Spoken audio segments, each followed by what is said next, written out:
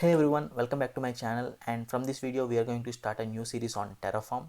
This is not going to be a longer series because Terraform is not a programming language, it's just a tool, and the language which we use in Terraform HCL is not a programming language, it's just a configuration language. So this must not take more than some 10 videos, and let's get started with this video. Before we jump into Terraform, let's just quickly recap the evolution of DevOps and how it transformed the way we deal with the infrastructure. In the past, there used to be a clear difference between development team and operations team. Development team is solely responsible of creating the application and developing it. The operations team is responsible for updating the servers, creating the servers, and maintaining and deploying the code into the servers. But with the introduction of cloud, everything changed. Cloud technologies eliminated the need of managing the physical servers. Instead, we are now using virtual servers in cloud somewhere, and the heavy task of managing all these physical servers is completely reduced right now. This led to the birth of DevOps movement. So DevOps is not a name of some role or some technology. It's just a way of how we develop a software. So DevOps aims to make the entire software development lifecycle more efficient. How does it make more efficient? By ensuring a faster and reliable delivery of software with fewer chances of breakage. If cloud is what led to DevOps movement, the infrastructure as code is what that is powering up the DevOps movement. So aren't we maintaining the cloud servers? We are maintaining, but not physically like how we were used to do with physical servers. We are maintaining cloud servers using infrastructure as code. So what is infrastructure as code? Infrastructure as code is a practice of maintaining all the infrastructure related things as code. So let's say if we want to create a infrastructure resource, edit it, update it, or delete that resource, we can do that using code. So these resources can be anything such as servers, load balancers, networks, and databases, anything that can be visualized in cloud. There are 5 ways to achieve infrastructure as code. And let's quickly go through all these 5 and see where Terraform fits in these 5. The first way is writing scripts. So basically every cloud platform exposes some APIs, some kind of SDKs, software development kits, which we can use and do whatever we want inside the cloud without manually going to dashboard. So we can write some scripts using some bash scripting or some Python or JavaScript scripts. Do we call JavaScript scripts as JavaScript scripts or JavaScripts? Okay, you tell me in the comment section.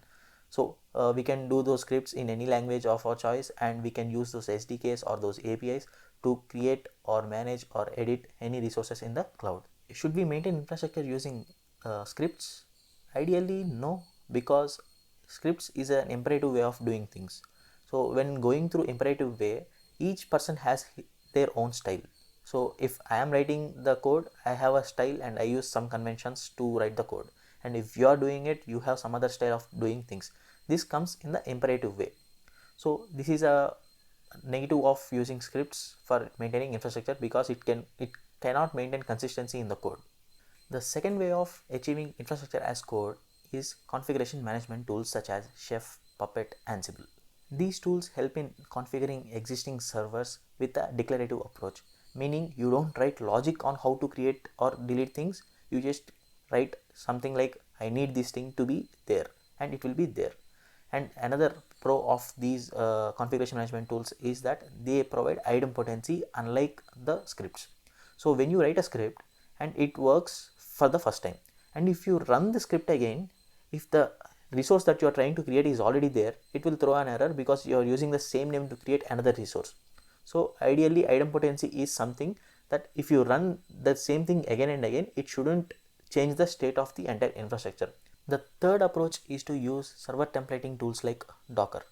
These tools help in creating servers with a pre-built image of a particular operating system, softwares, packages, and configurations that we want our server to have. This allows us for consistent and immutable infrastructure. Okay, what do I mean by consistent and immutable? So when you run the same Docker image in multiple servers, the configuration of all these servers is going to be exactly same.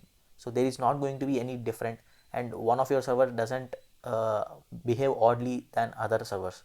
So this is how we maintain consistency. What do I mean by immutable?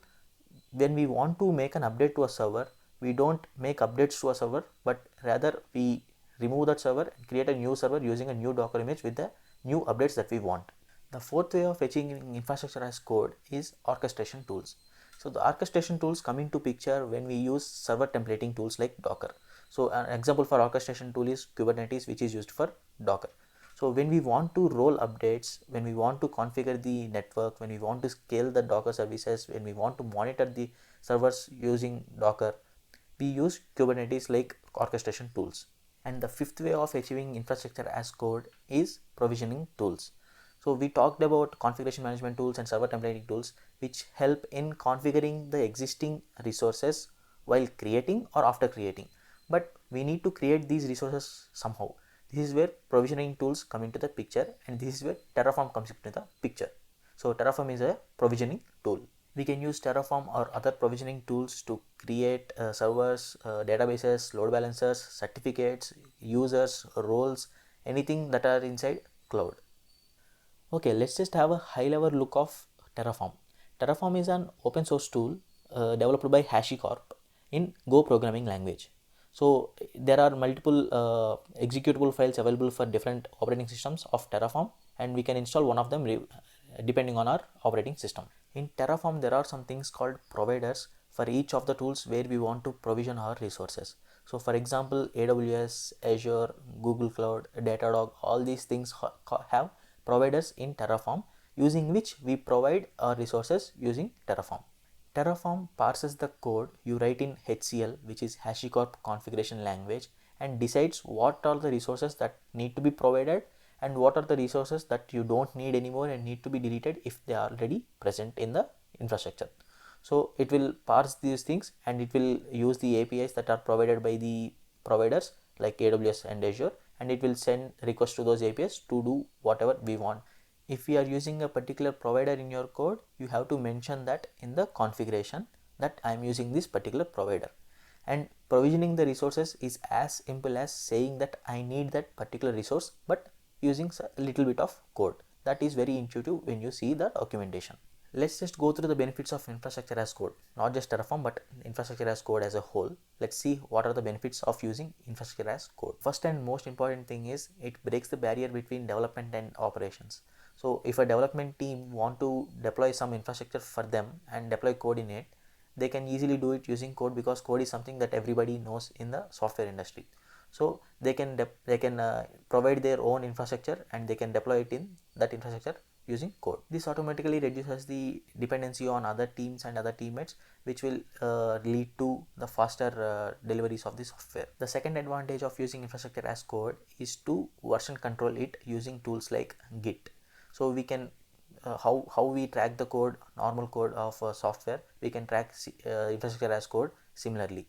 We can roll back to the previous state easily using this Git, and we can also track the changes made by other developers in the team. The third advantage is we can modularize the code.